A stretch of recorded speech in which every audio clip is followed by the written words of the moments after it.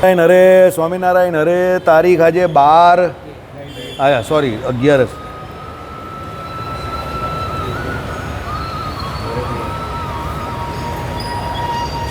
તારો જ છે. લે ચાલો, તારીખ આજે 13 મે 2024. આજે એકાદશી છે. રોજના અનુક્રમમાં આપણે આ શ્રી રામાનુજાચાર્ય કૃત વ્યાસસૂત્રનું શ્રી ભાષ્ય જે છે તેની ચર્ચા કરી રહ્યા છે. બે આપણે જે સૂત્ર જે છે તે અત્યાર સુધી પૂર્ણ કર્યા. બરાબર. પહેલું સૂત્ર કયું હતું? અથા તો બ્રહ્મ જિજ્ઞાસા. બરાબર. પહેલું સૂત્ર કયું હતું? હા, અથા તો બ્રહ્મ જિજ્ઞાસા. હા. બીજું સૂત્ર કયું હતું? જન્માદ્યસ્ય યતઃ. બરાબર. હવે તમારામાંથી કોઈને પછી ફુરસદ મળે તો એક એક જે સૂત્ર જે છે આપણા પૂરા થતા જાય ને તે સૂત્ર ઉપર લખતા જજો. અહીંયા પેલા બોર્ડ ઉપર. બોર્ડ હવે હમણાં નહીં, એની પેલી ખૂટી આવી, સંજયને વાત કરી ત્યાં, અત્યારે ત્યાં લટકાવેલું જ બોર્ડ. તો ત્યાં નહીં, ત્યાં તો લટકાવું જ નહીં, અહીંયા લટકાવી દેજો. બરાબર. હવે અહીંયા લટકાવી દેજો. હમણાં નહીં, હવે બેસીએ, હમણાં કથા સાંભળ શાંતિથી, પછી કાલે કરજે. બે સૂત્ર આપણે જોયા ભાઈ. બરાબર. જન્મ, હા, એટલે હું તમે મને બોર્ડ અહીંયા મૂકી દેજો એટલે હું લખી દેવા વ્યવસ્થિત. એમાં શું છે, પાછા થોડા ફરક છે. રામાનુજાચાર્ય અને શંકરાચાર્યમાં પણ થોડો મતાંતર છે સૂત્ર બાબતમાં, સૂત્રોની સંખ્યા બાબતમાં. જેમ આપણામાં અમદાવાદ ને વડતાલ દેશમાં વચનામૃતની સંખ્યા બાબતમાં ફેરફાર છે ને, એક 262 માને છે, એક 273 માને છે ને, એમ આમાં પણ એવું છે. હવે એ બધી ચર્ચામાં તમારે પડવાની કોઈ જરૂર નથી. તમારે તો જે આમાં આવે તે શીખ્યા કરવાના રોજ, બસ. બરાબર. જબ તક જીએંગે તબ તક શીખેંગે. મારી જેમ જીવવાનું છે ત્યાં સુધી શીખવાનું છે. બરાબર. જેવી બત્તી બુજાઈ જશે તેવું બધું કામ પૂરું થઈ જશે. બાકી બત્તી બુજાઈ ત્યાં સુધી કામ ચાલુ રાખવાનું. એટલે એના પછી આપણે પરમ દિવસે નવું સૂત્ર ચાલુ કર્યું. કયું? શાસ્ત્રો યોનિત્વાત.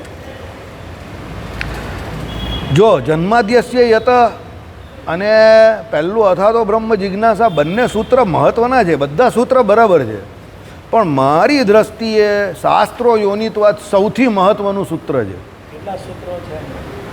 200 ઉપર છે. મારી દ્રષ્ટિએ શાસ્ત્રો યોનિત્વાત સૌથી વધારે મહત્ત્વનું છે આપણા માટે. એનું કારણ શું છે તે સમજો. બ્રહ્મને જાણવાની જિજ્ઞાસા થઈ કે એ બ્રહ્મ જે છે એનું પછી લક્ષણ બતાવ્યું જન્માદ્યસ્ય યતમાં, કે જે જગતની ઉત્પત્તિ, સ્થિતિ અને પ્રલય કરે છે તે. બરાબર છે. અને પહેલાં જે બ્રહ્મને જાણવાની ઈચ્છા થઈ તે, એટલે અથા તો બ્રહ્મ જિજ્ઞાસામાં આવી. હવે આ બધી વસ્તુ, આ બંને સૂત્રમાં જે કંઈ ચર્ચા વિચારણા કરી છે, ચર્ચા વિચારણા કે એમાં જે કંઈ કહ્યું છે એ તમે જાણો કેવી રીતે, તમે સિદ્ધ કેવી રીતે કરી શકો? તો શાસ્ત્રો યોનિત્વાત. આપણા જીવનમાં શ્રીજી મહારાજે એક બહુ જોરદાર શિક્ષાપત્રની આજ્ઞા કરેલી છે. કંઈ પણ કરો તો બ્લેક એન્ડ વ્હાઇટ ઉપર શું કરવાનું? દસ્તાવેજ બનાવીને લખાણ કરવાનું. કેમ? જે લખાણું એ દેખાણું. ભવિષ્યમાં બીજું કયો રહેશે કે ન રહેશે એમાં બધી શંકા હોઈ શકે. કોણ ખરો છે કોણ ખોટો છે નક્કી કરવામાં ત્યારે સૌથી મોટો જો કોઈનો ફાળો હોય તો એ શાસ્ત્રનો હોય. શાસ્ત્ર સિવાય બીજી કોઈ વાત કે બીજી કોઈ પણ એમ કે બીજા કોઈ પણ તર્ક તમે જે કહેવા માંગો છો તે સાબિત કરી શકાતા, એના દ્વારા સાબિત નહીં કરી શકાય. શાસ્ત્ર એક એવી બાબત છે કે એ એવો એક જોરદાર તમારી પાસે પુરાવો છે કે એના દ્વારા તમે બધું સિદ્ધ કરી શકો. શું?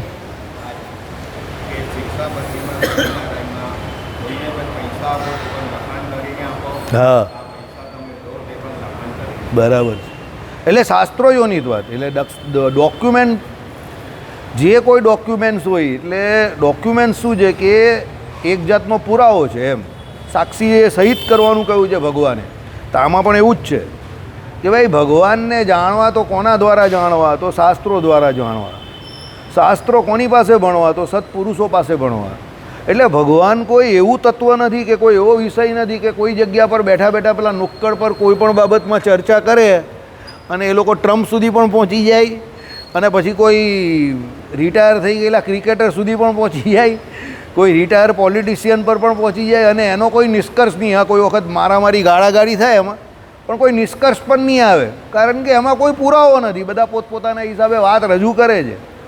એટલે ભ્રમને જાણવો હોય કે ભ્રમ જેણે પોતાના જીવનનો વિષય બનાવેલો છે એને સૌથી મોટો જો કોઈ સહારો હોય તો એ શાસ્ત્રનો છે.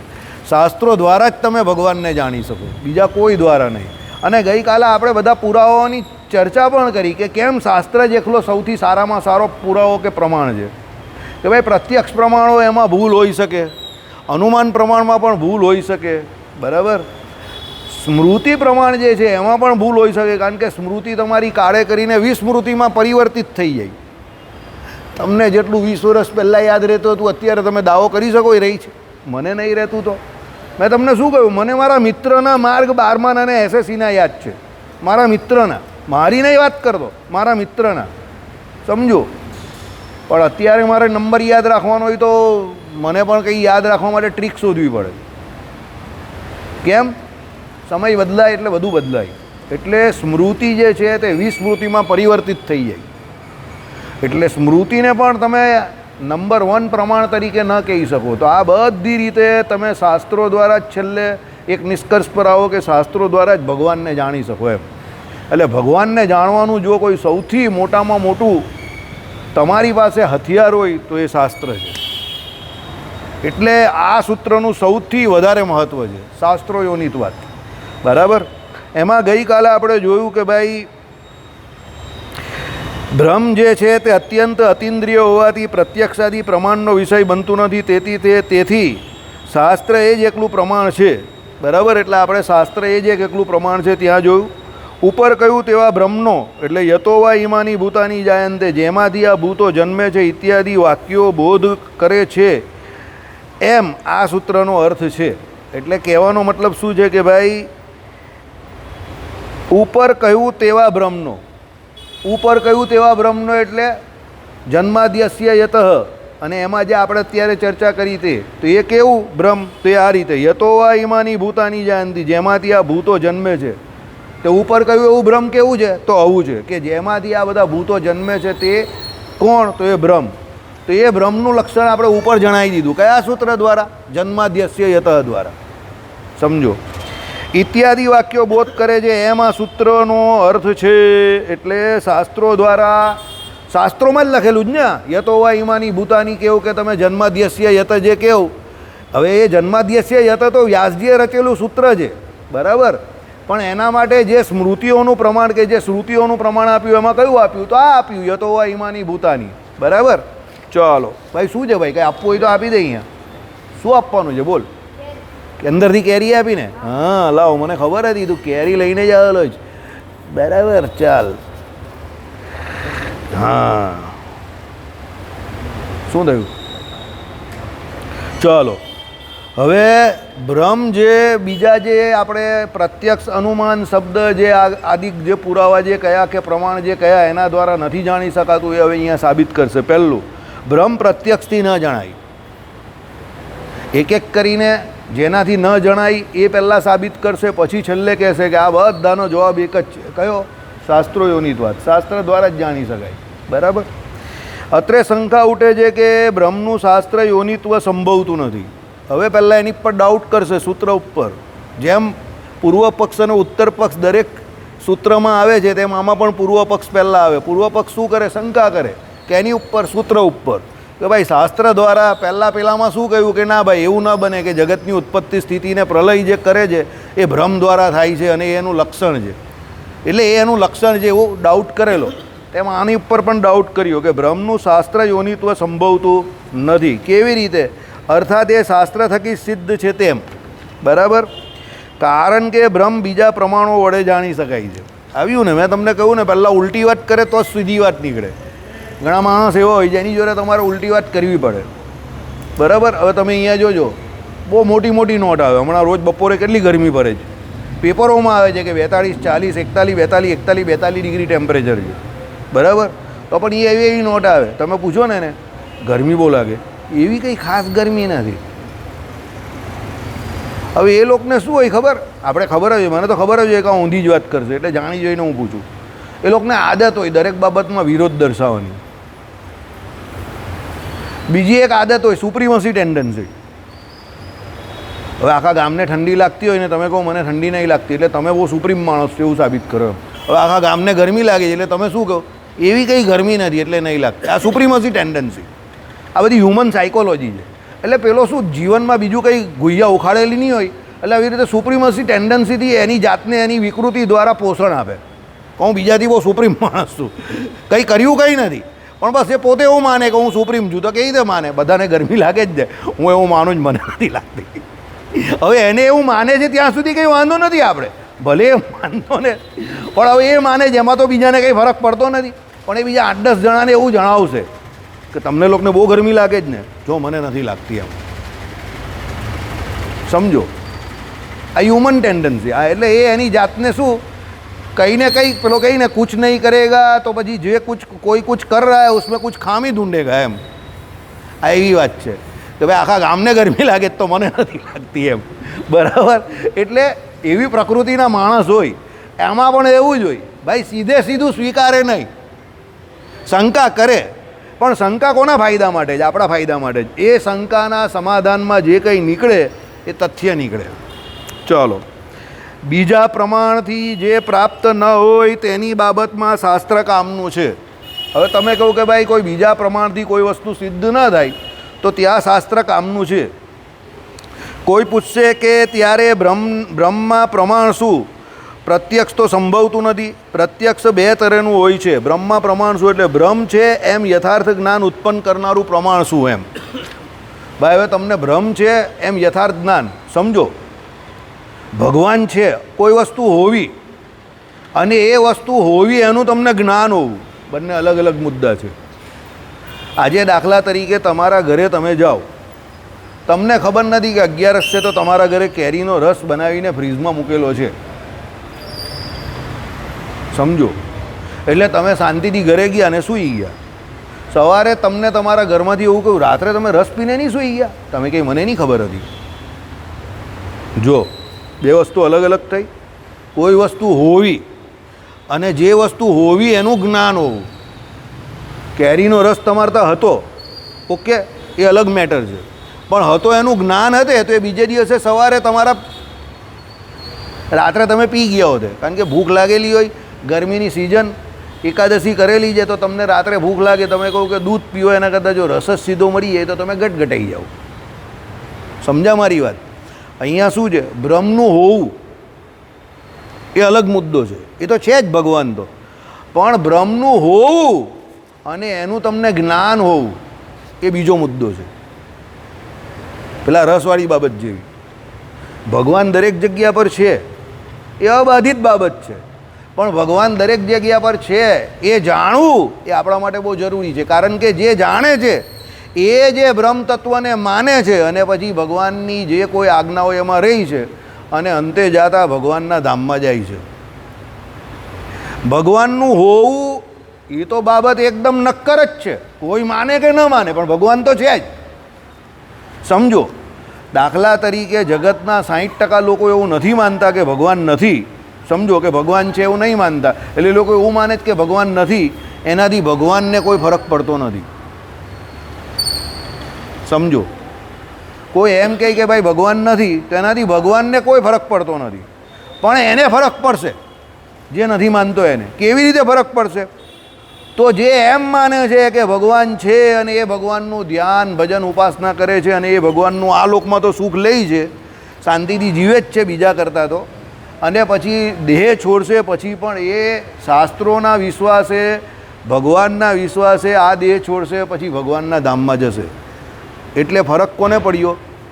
જે એવું માને છે કે ભગવાન છે અને એને એનું જ્ઞાન છે અને એ ભગવાનનું ભજન કરે છે, એને એના જીવનકાળ દરમિયાન LICની પોલિસી જેવું જિંદગી કે સાથ ભી ઓર જિંદગી કે બાદ ભી, એને બંને રીતે ફેર પડ્યો. એને એના જીવનમાં તો ફરક પડ્યો જ. આપણે ત્યાં કહેવત છે ને, કુસંગીના કેફમાં સત્સંગીના રોટલા. કુસંગી જેટલા કેફમાં રૂપિયા ઉડાડી દે. અમારા જૂના ફળિયામાં એક ભાઈ મને એવું કહેતા હતા કે અમે લોકો જે વસ્તુ પીએ છીએ ને ખાઈએ છીએ ને એમાં તો તમારા ઘરમાં 4-5 કિલો ઘી આવી જાય મહિનાનું. એટલે આપણે ત્યાં 4-5 કિલો ઘી આવે ને એટલો ખર્ચો તો એ લોકો આમ જ કરી નાખતા હોય. સમજી ગયા કે એમાં કરતા હોય એની મારે 11 ચર્ચા નહીં કરવી, પણ એ લોકોના કેફમાં એ લોકોનો જે ખર્ચો થતો હોય, ચોખ્ખું ઘી આવે આપણે ત્યાં 4-5 કિલો, બરાબર. અને મહારાજ કે એ પ્રમાણે રગે રગમાં વ્યાપે એવું ઘી આવે, દેશી ઘી, બરાબર. પણ પેલાને હવે તમે એને એમ કહો કે તું આ બધું છોડીને ચોખ્ખું ઘી ખા, પણ એ ઘી એને હજમ નહીં થાય ભાઈ, बराबर. जिसको गटर का प्रोडक्ट खाने की आदत है वो गटर का प्रोडक्ट ही खाएगा. એટલે એવી વાત છે, સમજો. એટલે અહીંયા શું કહ્યું છે, સાંભળવા જેવું છે, આ સમજવા જેવું છે. બ્રહ્મ છે એમ યથાર્થ જ્ઞાન ઉત્પન્ન કરનારું, એટલે ભગવાન છે એવું તમને સાચું જ્ઞાન ઉત્પન્ન થાય તો એ કોના દ્વારા થાય, તો શાસ્ત્ર દ્વારા થાય, એમ એવું કહેવા માગે છે. સમજો. ચાલો, હવે પ્રત્યક્ષ તો સંભવતું નથી. પ્રત્યક્ષ બે તરહનું છે, ઇન્દ્રિયજન્ય અને યોગજન્ય. હવે પ્રત્યક્ષ કોઈ પણ વિષય હોય તેમાં બે પ્રકારથી એ સિદ્ધ થાય. એક તો ઇન્દ્રિયો દ્વારા તમે જે જો દેખો તો માનો, અને બીજું યોગજન્ય. બંનેનો અર્થ કેવી રીતે? ચાલો, ઇન્દ્રિયજન્ય એટલે લૌકિક સન્નિકર્ષથી થતું. લૌકિક સન્નિકર્ષથી ભાઈ મેં પેલાને તો જોયો હમણાં મગનને 10 મિનિટ પહેલાં અહીંયા નાકા પર જ હતો, લૌકિક સન્નિકર્ષ. પછી હું મંદિરમાં આવી ગયો અને એ એની કાયમની જગ્યા પાસે ગમે ત્યાં આમ તેમ હશે. અત્યારે મને નહીં ખબર ક્યાં છે, તો મોબાઈલ કરીને પૂછી લે. આ લૌકિક સન્નિકર્ષ છે, સમજો, બરાબર, ઇન્દ્રિયો દ્વારા. હવે બીજું થયું યોગ. પ્રત્યક્ષ પ્રમાણ બીજું કેના દ્વારા થાય? યોગ દ્વારા સિદ્ધ થાય. કેવી રીતે? યોગ રૂપી અલૌકિક સન્નિકર્ષથી થતું. જેણે યોગ સિદ્ધ કરેલો છે અને યોગ દ્વારા શું વિશેષ વિગત માટે જુઓ તર્ક કૌમુદી સ્વર્ગસ્થ મણિલાલ નભુભાઈ કૃત ભાષાંતરવાળી. સમજો યોગ દ્વારા કેવી રીતે થાય તે એમને શું લખ્યું હશે, આપણે થોડીક હિન્ટ આપીએ.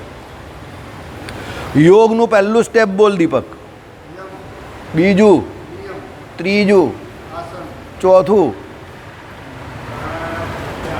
હા, ઓકે. प्राणायाम, प्रत्याहार, धारणा, ध्यान और समाधि. હવે સાંભળો, પ્રત્યક્ષ જે આ ભાઈ જબલપુરથી આવે છે, આ ભાઈ આપણી કથા વાર્તા બધું જે છે તે યુટ્યુબ પર સાંભળે છે, બરાબર. એમનું નામ વેદાંશ છે, બરાબર છે ને? વેદાંશ નામ છે એમનું. અને જબલપુરના આપણા વેદસ્તુતિ આપણે જે અહીંયા કથા કરી તે, પછી ગીતા ભાષ્ય અને ઘણું બધું એ સાંભળે છે. અને પહેલાં આપણા સત્સંગમાં ન હતા એટલે કોઈ બીજી સંસ્થામાં હતા. પછી આપણા બધા સાહિત્યનો અભ્યાસ કરીને ધીરે ધીરે સ્ટેપ બાય સ્ટેપ શાસ્ત્રો યોનિતવાદ, શાસ્ત્રોનો અભ્યાસ કરીને આપણો સંપ્રદાય સાચો છે એમ માનીને અમદાવાદ દેશમાં જઈને કૌશલેન્દ્ર પ્રસાદજી પાસે એમને દીક્ષા લીધી. હા, હવે કંઠી બંધી બધું પહેરે છે, પાકા સત્સંગી થઈ ગયા. જો તમને શાસ્ત્રો યોનિતવાદનું સીધું ઉદાહરણ આપું, એકદમ પાકું ઉદાહરણ. 2 કલાક પહેલાં હું આ ભાઈને નહીં ઓળખતો હતો. जबलपुर, मध्य प्रदेश. हाँ, मध्य प्रदेश.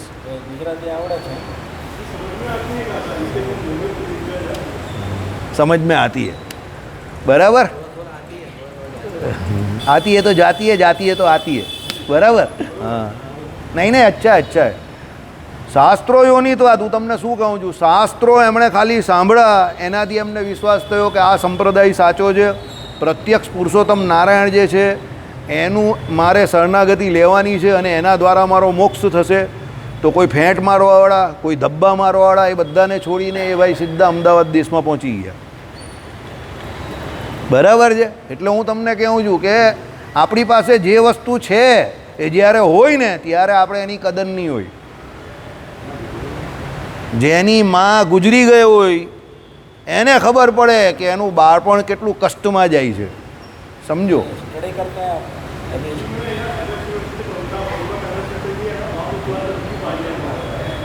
MS યુનિવર્સિટીમાં ભણે છે, આર્કિયોલોજીના સ્ટુડન્ટ છે, એમાં સ્ટુડન્ટ છે, બરાબર.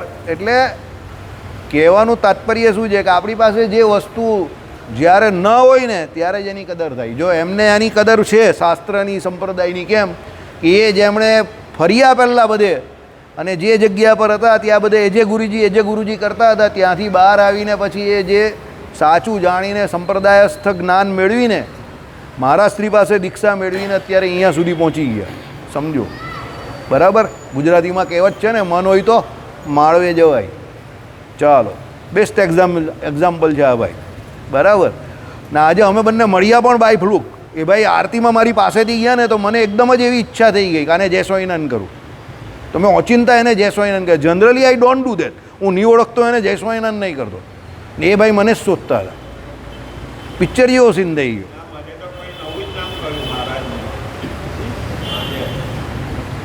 ચિત્રાંશ નામ છે, વેદાંશ નામ છે, વેદાંશ. બરાબર. એટલે वेदांश જ નામ છે. अटक नहीं खबर पड़ती. अटक सरनेम आपका क्या है?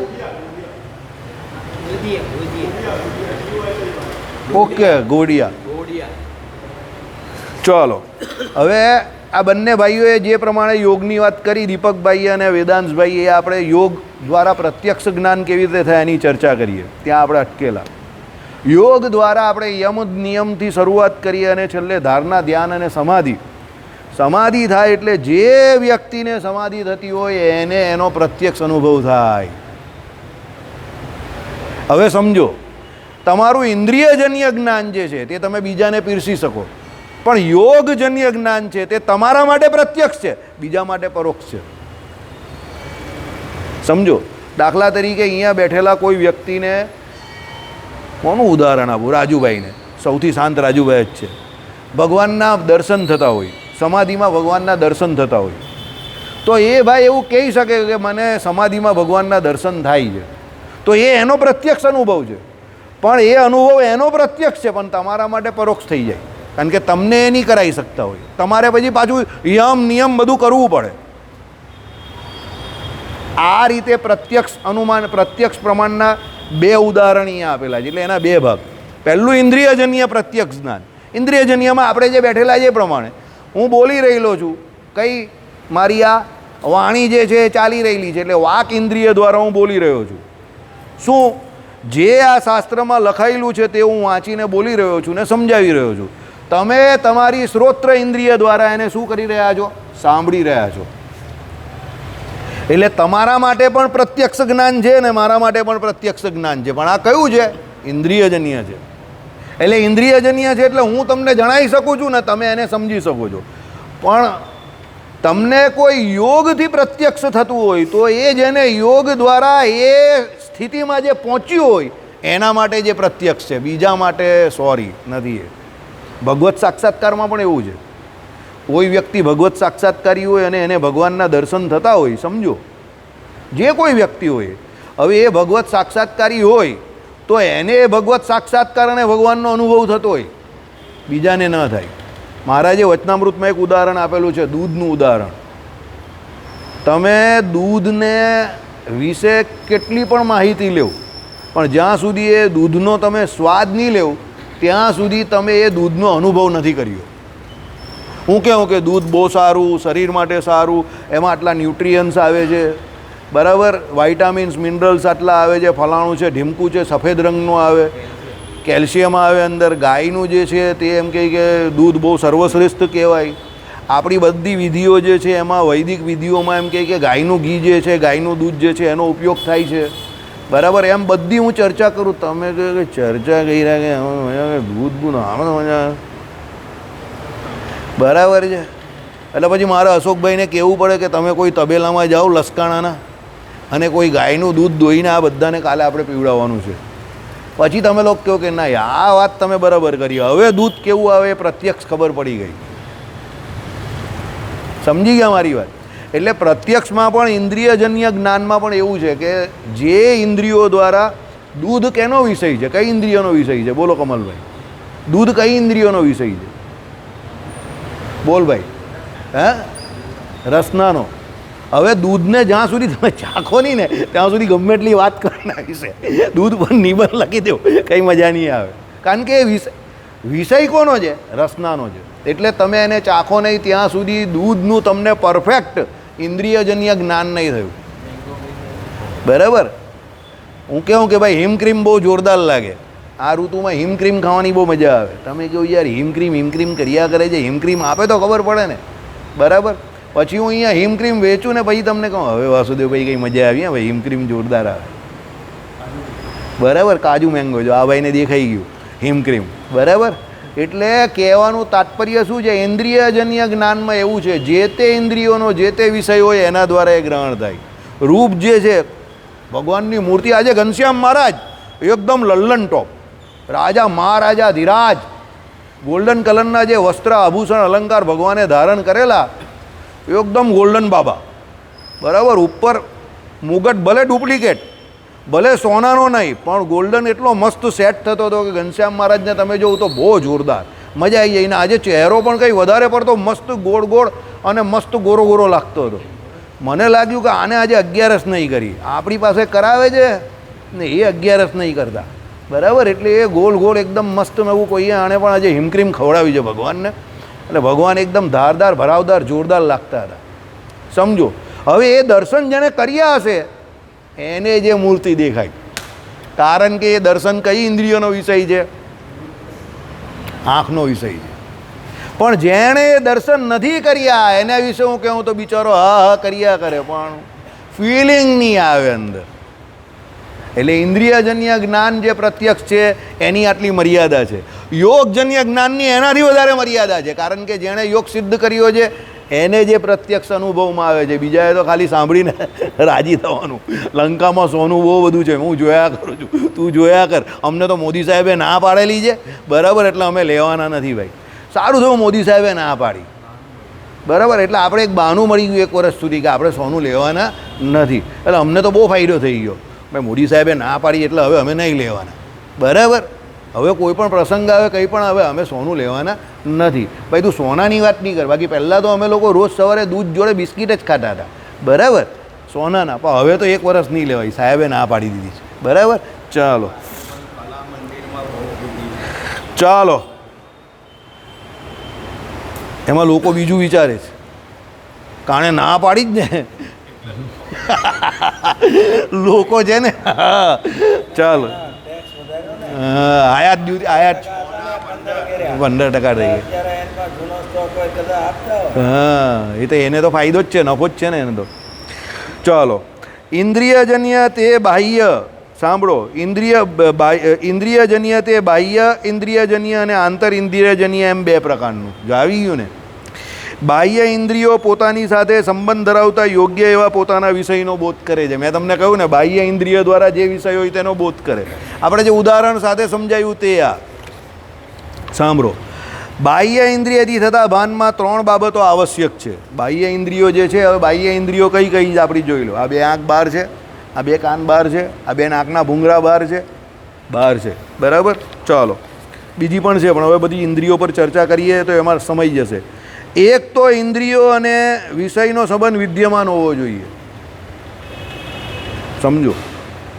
ઇન્દ્રિય અને વિષયનો સંબંધ વિદ્યમાન હોવો જોઈએ, દેખાવો જોઈએ. કેવી રીતે? તો ઘનશ્યામ મહારાજની મૂર્તિ એ વિષય અને ઇન્દ્રિય કઈ? આંખ. તો બંને એટલે બંને એકબીજાની છે સાથે. પહેલી વાત, વિષય યોગ્ય એટલે કે પ્રત્યક્ષથી ગ્રહી શકાય એવો હોવો જોઈએ. ભાઈ એ વિષય જે છે તે પ્રત્યક્ષથી તમને ગ્રહણ કરે એવો હોવો જોઈએ. ન ગ્રહણ કરે એવો વિષય હોય તો પછી તમે એને કેવી રીતે કંઈ કરવાના? ઘનશ્યામ મહારાજ તમે પ્રત્યક્ષ જે છે તે મૂર્તિને ગ્રહણ કરી શકો છો આંખ દ્વારા, એટલે તમે કરો છો, બરાબર. પરમાણુ ધર્મ, અધર્મ એ બધા પ્રત્યક્ષને માટે અયોગ્ય વિષય છે. પરમાણુ ધર્મ, હવે તમને દાખલા તરીકે હું કહું કે બહુ નાનો પરમાણુ અહીંયા છે, તારે એને પ્રત્યક્ષ જોવાનો જ, માઇક્રોસ્કોપ વગર પેલો જોવાનો છે તો પ્રત્યક્ષ જ, પણ એને જોઈ નહીં શકતો એ, સમજો. કેમ? કારણ કે એ વિષય ઇન્દ્રિયો દ્વારા ગ્રાહ્ય નથી. પરમાણુ કેટલો નાનો આવે, હવે એના માટે તો તમારે માઇક્રોસ્કોપ કા મેક્રોસ્કોપ જોઈએ, અત્યારે તો એવી હાલત છે, બરાબર. એટલે એ વિષય તમારા છે પ્રત્યક્ષ, પણ તમારી ઇન્દ્રિયો દ્વારા ગ્રાહ્ય નથી, બરાબર. પરમાણુ 5000 વર્ષ પહેલા લખાયેલો શબ્દ છે. હા, આમાં 5000 નહીં, ના વ્યાસસૂત્ર, બ્રહ્મસૂત્ર, વ્યાસ જે કર્યું, હા, બ્રહ્મસૂત્ર 5000 વર્ષ પહેલાં, પણ આ ભાષ્ય જે થયું તે 900. આ પરમાણુ શબ્દ જે છે તે ભાષ્યમાં છે, ભાષ્યમાં છે ના, શ્લોકમાં નથી. આ તો ભાષ્ય કરેલું જ ને. હા, પણ ભાષ્ય પણ કંઈ આજકાલનું નથી. આ ભાષ્ય તમને કહેવું તો 100 વર્ષ પહેલાં તો આનંદ શંકર ધ્રુવે કર્યું, અને એ પહેલાં રામાનુજાચાર્યએ કર્યું.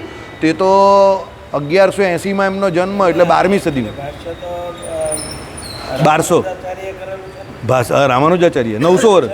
હા એનું તો ગુજરાતી ને? હા, એનું ગુજરાતી જ ને. 900 વર્ષ. 900 વર્ષ થઈ ગયા. 900 વર્ષ. 1900 હા, 900 વર્ષ થઈ ગયા. 900 વર્ષ પહેલા પણ પરમાણુ હતો, શબ્દ એ લોકો જાણતા હતા જ ને. પરમાણુ હા, તો પરમાણુ જ. ઉત્તર ને પરમાણુ બે શબ્દ આપણા આનાદિકાળના શાસ્ત્રોના શબ્દો છે. હા, તે અને જાણતા જ. શોધ ક્યાં થયેલી છે? પરમો શબ્દ એટલે નવો નથી, જૂનો છે. અરે બહુ સિમ્પલ વાત તમને કરું. શ્રીજી મહારાજે શું કહ્યું? આત્મા કેના જેટલો સૂક્ષ્મ છે?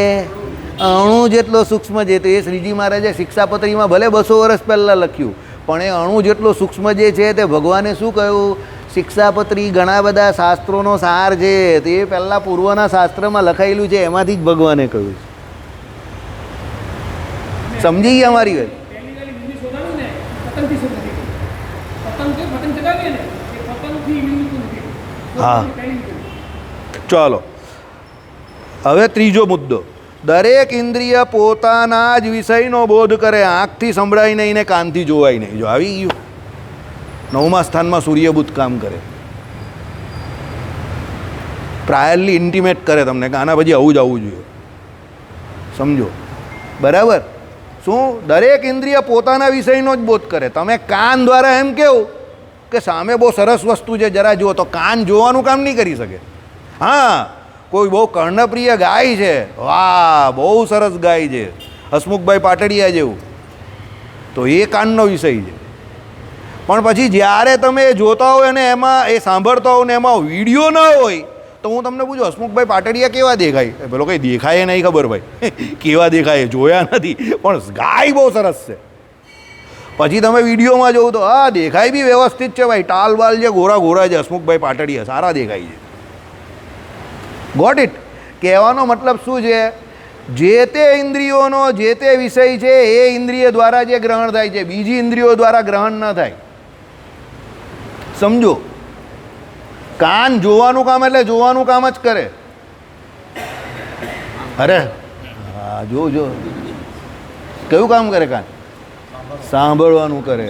હું વિચાર કરતો હતો કે અહીંયા કેટલા લોકો ઊંઘે છે, બરાબર, પણ મેં જેની સામે જોયું એ જ નહીં ઊંઘતો.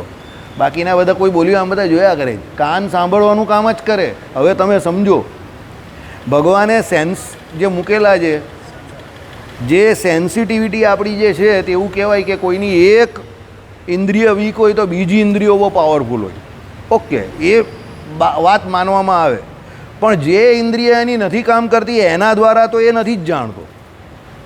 સમજજો.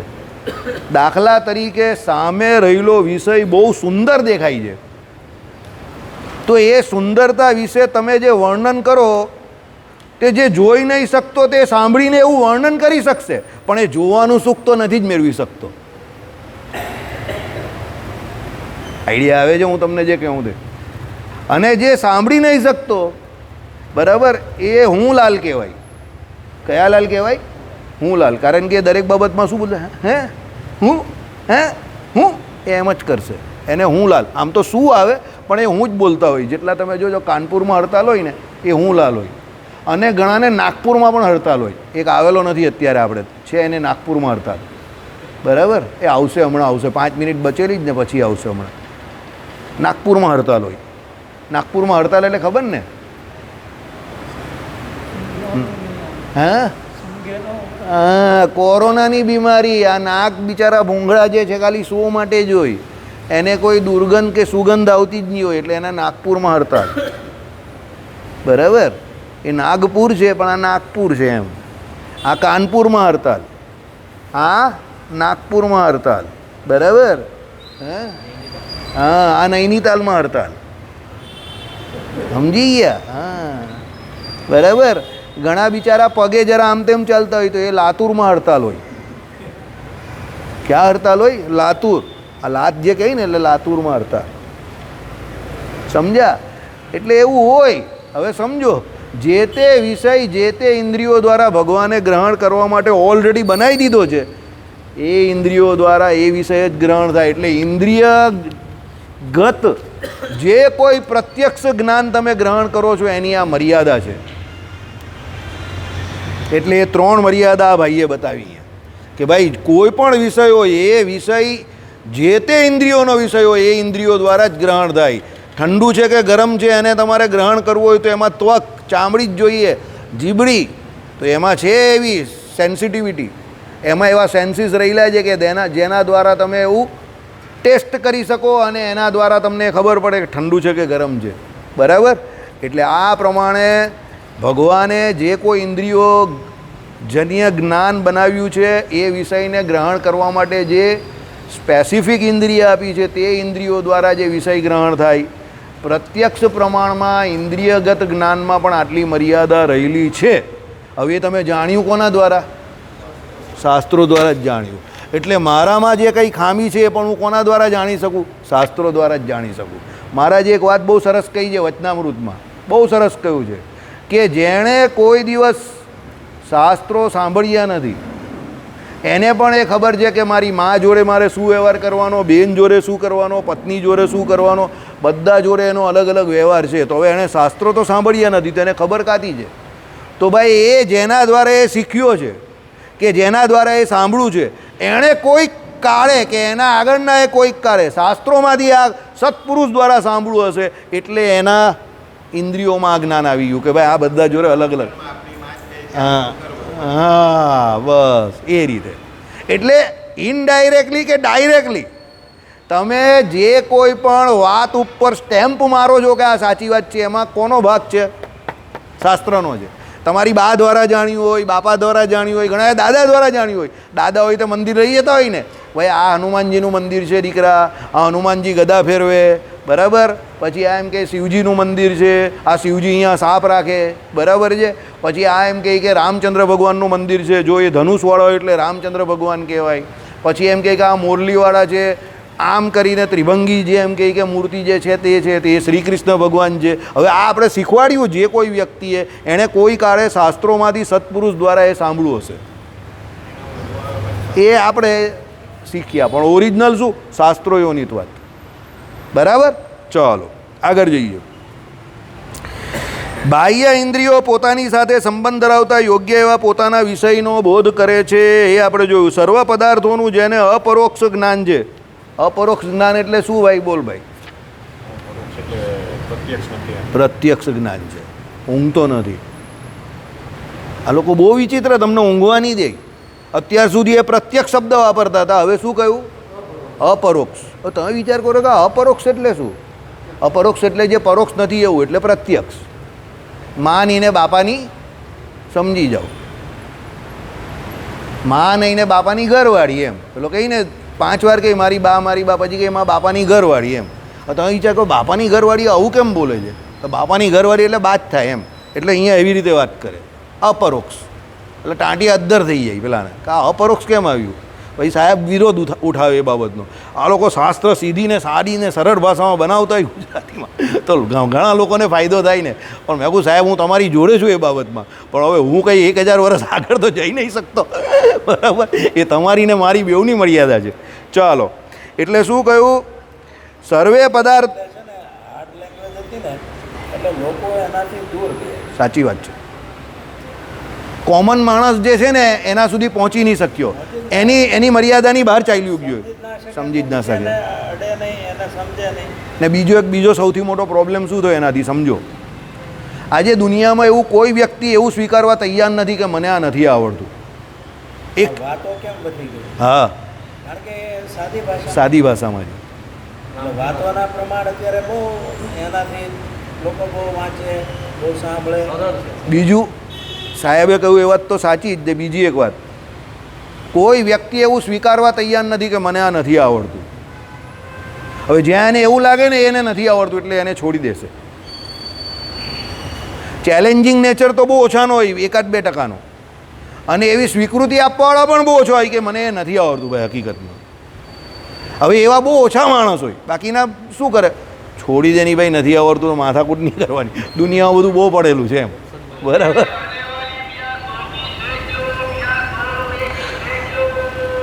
હવે સર્વે પદાર્થોનું જેને અપરોક્ષ જ્ઞાન છે અને એને ઉત્પન્ન કરવાની જેનામાં શક્તિ છે એવા પરમાત્મા રૂપી વિષયનો બોધ કરે, બોધ એ કરી શકતી નથી. શું કહ્યું? સર્વે પદાર્થોનું જેને અપરોક્ષ જ્ઞાન છે. આ કોની વાત કરે છે? ભગવાન. ભગવાનને દરેક પદાર્થોનું પ્રત્યક્ષ જ્ઞાન છે. આપણે હમણાં જ વાત કરેલી કે ભાઈ અનંત કોટી જન્મોથી આપણે અનંત કોટી જે કોઈ કર્મ કરેલા છે એ અનંત કોટી જીવોના અનંત કોટી કાળના કર્મોને પરમાત્મા એક કાળા વિછિન્ન જાણે છે. એટલે એનું પરમાત્માને પ્રત્યક્ષ જ્ઞાન છે. સુરતમાં કોઈ ઘટના ઘટે તો એ ઘટનાનો રિપોર્ટ દિલ્હીમાં મોદી સાહેબે લેવો હોય તો અહીંયાનું જે કોઈ સરકારી તંત્ર હોય એની પાસેથી લે.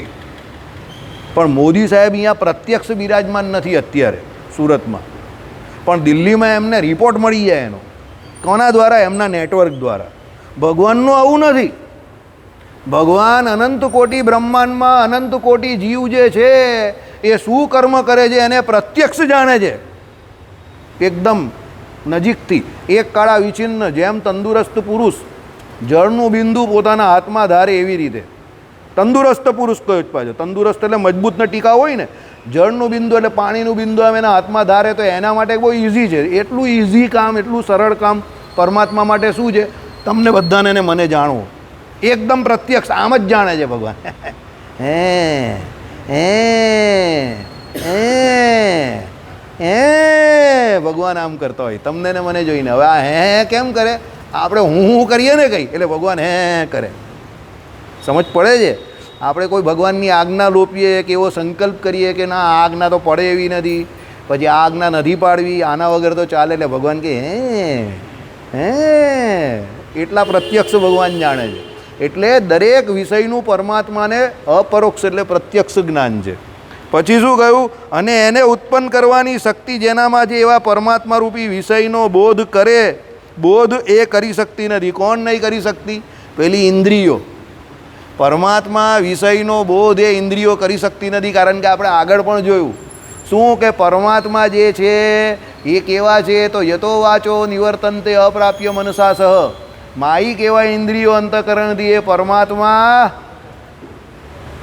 કહી શકાતા નથી કે જાણી શકાતા નથી. એટલે પરમાત્મા જે છે તે ઇન્દ્રિયોનો વિષય નથી. કારણ કે પરમાત્મા કેવા છે? ગઈકાલે કયો શબ્દ આવ્યો દીકરા? બોલ. અતિન્દ્રિય છે. અતિન્દ્રિય એટલે કેવા? ઇન્દ્રિયો અંતકરણથી પર. ઇન્દ્રિયો અંતકરણથી આપણી સાદી ભાષામાં મોટા, અગોચર. એટલે ઇન્દ્રિયો અંતકરણથી પામી શકાય એવા નથી. હવે તમારા ઇન્દ્રિયગત જે કોઈ જ્ઞાનની અહીંયા મર્યાદા આવી જાય. કારણ કે ઇન્દ્રિયગત જ્ઞાનથી પરમાત્મા નામનો વિષય પામી શકાય એવો નથી. તે વાત અહીંયા કરી. સમજી ગયા તમે? પરમાત્માને બધાની ખબર છે આપણે, પણ આપણે પરમાત્માને નહીં જાણી શકતા. મારા મિત્ર જેવું, સાહેબ હું તો ખરો જ, તમે કાલે હોઈશો કે નહીં એ ડાઉટ છે. બરાબર? એમ ભગવાન શું કહે છે? મને તો ખબર જ છે તું કયા ગોરખ ધંધા કરે છે એ હું તો જાણું જ છું, પણ તું મને તારા આ માયિક ઇન્દ્રિયો અંતકરણ દ્વારા જાણી શકતો નથી. આપણી વાત નહીં. ભગવાને અર્જુનજીને ગીતાજીમાં શું કહ્યું? રવિવારની સભામાં આવ્યું તે, જો અર્જુન તારાને મારા એટલે મારા ઘણા અવતારો થઈ ગયા, તારા ઘણા બધા જન્મો થઈ ગયા, હું મારા અવતારોને જાણું છું, પણ તું તારા જન્મોને જાણતો નથી. હવે અર્જુનજીને કહી દીધું તો તમે ને હું કોણ છે ઘેટ કે એ જગ્યા પર સંવાદ તરીકે અર્જુનજીને સામાન્ય નર તરીકે લીધા છે. એ તો ગીતાજી આખી પૂરી જ કેવી રીતે થાય? એ અર્જુનજીના પ્રશ્નો જે છે તે સામાન્ય વ્યક્તિના પ્રશ્નો છે. બાકી અર્જુનજી તો સાક્ષાત નર ભગવાન છે. સમજો? બરાબર? એવા ઘણા બધા પાત્રો શાસ્ત્રોમાં જે છે તે ડબલ રોલમાં હોય ને, એટલે ભગવાન જ ડબલ રોલમાં હોય. એટલે એક જે હોય તે ક્વેશ્ચન કરનારો સામાન્ય વ્યક્તિ બની જાય એ સમય પર, અને બીજા જે ભગવાન હોય તો આપણા સુપર હીરો જેની પાસે બધા સવાલના જવાબ છે. હવે રાવણ, હવે જય અને વિજય સમજો, જે ભગવાનના દ્વારપાલ હોય તો ભગવાનને એના જેવું કોણ જાણતું હોય? જે ભગવાનનો દ્વારપાલ હોય એ તો ભગવાનને જાણતો જ હોય ને એ ભગવાન કેવા છે. પણ હવે ભગવાનને કંઈ ચમત્કાર દેખાડવો હોય ને લીલા ચરિત્ર કરવો હોય તો ભગવાન પણ જાણે કે ટક્કર કા આદમી તો એ દોહી છે, તો પછી ભગવાન એ બેને જ મોકલે ને. અને પછી એ બે જે વિલનગીરી કરી તો તમે અત્યાર સુધી ગાઓ છો ને, પાવરફુલ વિલન હતા એટલે તમે એ ચરિત્રો આજ સુધી ગાઓ છો. બરાબર? રાવણ અને કુંભકર્ણ જે હતા તે, કે પછી શિશુપાલ અને દંતવક્ર, બરાબર, હિરણ્ય કશુપી ને હિરણ્યાક્ષ, સહસ્ત્ર અર્જુનનું પણ એવું હતું. દત્ત ભગવાનના બહુ જોરદાર ઉપાસક હતા અને સુદર્શન ચક્રનો અવતાર હતા. એટલે સવારે તમે કાર્તવીર્ય અર્જુન જે કહેવાય એને યાદ કરવાના, તમારા જે કોઈ કામ ન થતા હોય તે થઈ જાય. ભગવાનની વિભૂતિ જેવું કહ્યું છે એને પણ, વિભૂતિ યોગમાં નહીં કહ્યું, સહસ્ત્ર અર્જુન. એટલે આ બધા ઓરિજિનલી હતા ભગવાનના જ માણસો. પણ અહીંયા પરમાત્મા પુરુષોત્તમ નારાયણ જ્યારે અવતાર ધારીને આવે તો એ ભગવાન સામે કોઈ ટક્કરનો માણસ બતાવ્યો તો પેલી કહાનીમાં જરા ઇન્ટરેસ્ટ રહી. અને પુરાણોમાં એ વાર્તા લખાઈને આપણા જેવા એને સાંભળે ગાઈએ. અત્યારે આપણે બેઠા કેમ છે? એ લોકો એ ચરિત્ર કરીએ એટલે જ બેઠા છે ને. એટલે એક વિલનના પાત્રમાં આવે, કાં એક સાંભળનારના પાત્રમાં આવે સામાન્ય વ્યક્તિની જેમ, અને બીજા જે ભગવાન હોય તે સમજાવે, અને એ કરીને જગતને એનો ઉપદેશ મળે. આવતીકાલે પાછા મળશું. શ્રીપતિમ શ્રીધરમ સર્વદેવેશ્વરમ ભક્તિધર્માત્મજમ વાસુદેવમ રે માધવમ કેશવમ કામનમ કારણમ